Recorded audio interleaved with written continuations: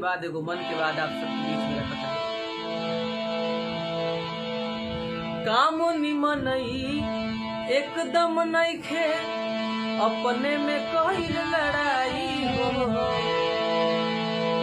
काम निमन एकदम नइखे, अपने में कईल लड़ाई हो। आरा बक्सर चाहे त छपरा, सब भोजपुरिया भाई हो।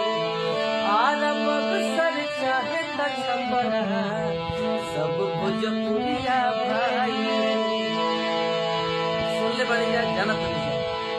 एकता में बल होला, एक होके रही, केहू ना खराब कही, रहब जात सही।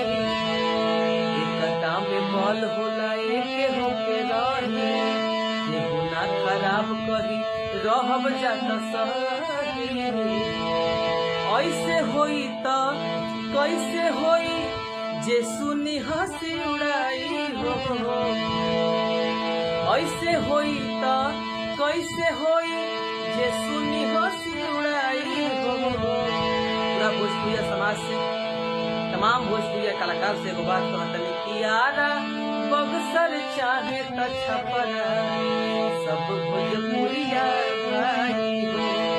आरा बक्सर चाहे त छपरा, सब भोजपुरिया भाई हो। जय माता दी, हर हर महादेव, जय हो भोजपुरिया समाज।